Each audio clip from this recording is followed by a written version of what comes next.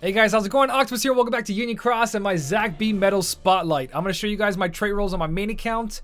Free-to-play account will probably be during a stream, or I'll just show you guys later on what I get. But for my main account, I did make top 1,000. I made place 619, so I got a boosted Zack, which I better remember to lock because the previous Zack is gone forever. But let's jump into this. Oh, the terrible memories. Let's jump into this and let's go for this. Good trait rolls, please. Good trait rolls. So here's the boosted Zack. Oh, that's not the boosted Zack. That's the boost. No, that's not the boosted one. That's not the boosted one. That's a boosted one.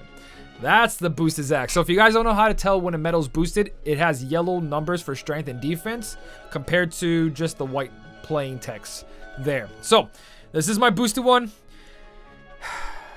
What you guys want to go for this metal, if you got him, if you got good traits on him, which I'm about to tell you, you want to put that attack boost 7 max with SP gauge 0. He costs way too much, 9 SP, and if you put him on something like the missing ache, you're done. You're done on like the first cast of him. So attack boost 7 max, or if 8 max comes out, SP gauge 1, 2, 0, or 3. Do not go any higher than that. I don't think they make anything higher than that, actually.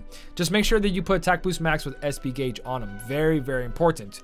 As for traits, he can hold 3 trait slots. Even at a 7-star, it's only 3 trait slots. So what you guys want to go for, you want to go for that extra attack. It works perfectly in PvE and PvP. It's like the best trait in the entire game. And then for PvE content, -60 aerial and -60 ground. -60 ground being the better trait, because a lot of the missions, a lot of the quests usually is a ground enemy, except for Zaldin, for example. But majority ground enemies is what you guys want to go for. And of course, number 3 for PvP, you guys want to go for plus 1,000. So extra attack plus 1,000 plus 1,000 will kill it in PvP. Plus 1,000 also works for PvE, but in PvE, extra attack -60. PvP, extra attack plus 1,000. Everything else, raid damage. If you guys raid, sure, do what you want there, but everything else is just a no for me. Just a big nope. So we're going to level them up. We're going to see what traits I get out of this. And then I'm going to show you guys some Keyblade setups. And if I get the proper traits, I might even show you a 7-star, fully gilded, ready to go Zack B. Now, this being a high score challenge medal, I usually keep 1 medal to the side and don't use them. Since I have 3 trait rolls, I'm going to keep 1 to the side just in case later on. I know it doesn't really make any sense because I can't get enough tier 8s. It's just something I do. You don't have to do it. But I feel like if I make this medal into a 7-star, then I have another reverse speed medal, especially because there's not a lot of reverse speed medals in the game. So, boosted Zack, make sure he's locked. I'm going to grab this that comes all pre-orbed. Throw him as my first trait roll. Wish me luck, guys. Wish me luck on this. Here we go. First trait roll. Oh, I'm kind of nervous. For some reason, I feel like I screwed up and that's not the boosted Zack there. Like, I'm so scarred from selling my boosted Zack tier 7 that I feel like I screwed this up somehow. Come on. -60 extra attack. -60 extra attack. Oh my god, raid damage. Why? It's Zack. Please don't do this to me. It's Zack. Don't do this to me, game. Don't. Alright, here's a trait medal and my guilt. So this medal can be guilted up to 230%. It's not a guilting campaign. I'm going to let this play out thoroughly. 230% I'm looking for. Ooh, that's bad. Okay, trait be better.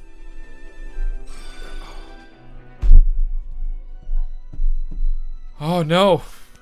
Oh no. I can see the comment section already. Just raid, Octo. Just raid. You know you want to raid. The raid gods have spoken. Please, no, please. An extra attack and you're my PvP medal. -60 and you're my PvE medal. 175. The trait roll is great. Oh, please, just don't. I'm not looking. Okay, so this is the traits you guys don't want to see unless you're a raider. 80% rating, I guess, is there. I'm so tempted just to throw that guy in there. Yeah, Waka. I'm gonna sacrifice Waka. I am so tempted because traits are very important. But in all honesty, Zack is going to stay exactly where he is for now until I decide later on what I want to do with my tier 8s, if I want to fuse them or make extra copies. I want to see how tier 8 fairies turn out. I don't feel that they're going to be that rare for that long, and if they are, damn, I got some trait rolls to make these tier 8s. Because even later on, if tier 9 show up, tier 8s are still going to be good. That sucks. I might save this trait roll for later. Same thing with all the other ones. Let's lock them up. Let's clean up this Zack, and let's go show you what a 6-star Zack can do in some PvE content. Alright, so for Keyblade setups, guys, we got, obviously, using your Shion buffer from EX or EX+, so you can get those reverse buffs in there for Zack. Now, everything I show you here is pretty much just copy medals, copying Zack where he can sit with the copy medals. Things to take a note, every medal can fit in the spare slot. So no matter what, you can put Zack in this spare slot here and just copy him forward. So you can go Phantom into Zack being the spare slot, so you get 2 Zacks that way. But in this case, Antiform can copy Zack forward on the Divine Rose. Lady Luck, it's not a bad choice for beginners, but honestly, there's better medals, better Keyblades are going to come out in later on in the story and Proud Mode that you'll use instead. So that's number 1, Lady Luck. Number 2 is Divine Rose. Nominate Kingdom Hearts 1 or 2 nominate, whichever one you got, or sorry, HD nominate or Kingdom Hearts 2 nominate. Copy forward into the last slot, or Zack could start right off the bat with the 2.7 if you have something better here. But Zack is the best one, so Divine Rose, last slot for Zack. As for Sleeping Lion, he's on a 2.4 at a level 33 Sleeping Lion. You copy forward with Antiform and backwards with Bonds over here. Not the greatest because it's tier 5, but it's still something if you want to make a reverse setup, because you can do another Antiform here and copy in the pet slot if you have that many copy medals. Realistically, you're probably going to use an upright medal there, which is going to hurt kind of. But yeah, you do have that option right there to carry on. And if you did get the stained glass speed version, you could do both upright and reverse on the Sleeping Lion. You got Stroke at Midnight here. Stroke at Midnight, solid Keyblade. Like I said, better Keyblades down the line.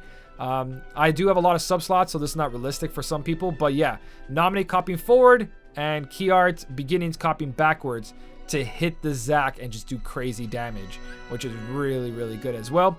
And then the final Keyblade that he fits on is the Missing Ache. Again, you can put him over there on the last slot being copied by the Phantom. Back here, if you really want to, there's Beagle Boys, but I don't own a Beagle Boys that copy backwards. Or again, Phantom in the Pet's 5th slot to copy the Pet slot.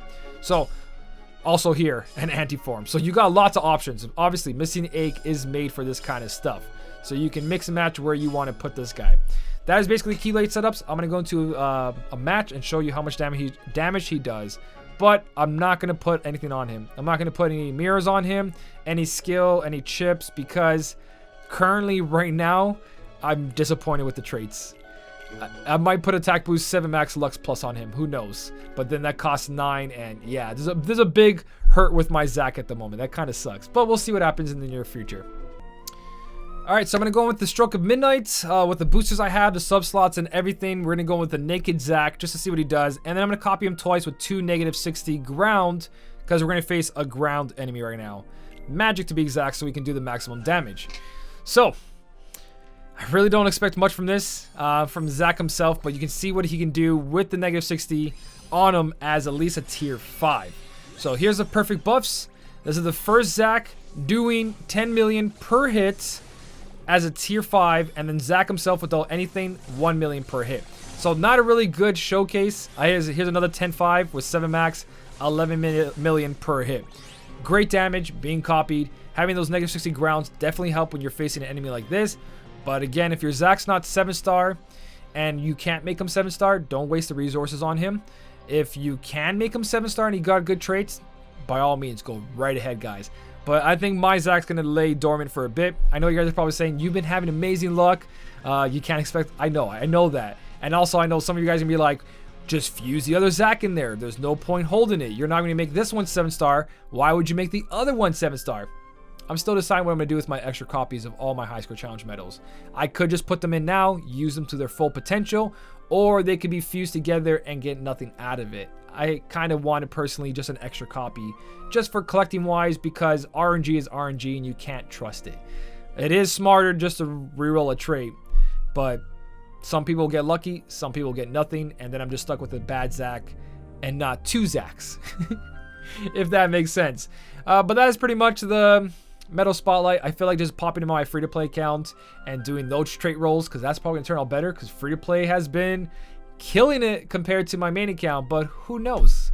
Let me know what you guys got. Did you get Zack? Did you get a boosted one? What place did you make? I know a lot of you guys did get Zack because of the score. It's a lot easier these days. The high score challenges are absolutely amazing. Everyone, almost everyone, is pretty much guaranteed the high score challenge medal, and I hope they continue this trend of this new high score challenge where all you need is like a very low score and boom, you got the medal. And then the top dogs can fight more for more trait rolls for the boosted one and all that. You don't need to make top 5,000 anymore. You just need to play the high score challenge with only 7% and you're good to go. I love these high score challenges, but let me know what you got for your Zack B. If you got him, let me know what trait rolls you got him. Did you make him 7 stars? What skill did you throw on him? And are you happy? Are you happy with your new Zack B? Because he was pretty much free from this high score challenge. I think it's absolutely amazing. I'll let you know in the next video what I get for my Zack B on my free-to-play account. But for now, guys, that's all I got. If you did enjoy the video, don't forget to hit the like button. And as always, thank you so much for watching. Keep on smiling, and I'll see you in the next one.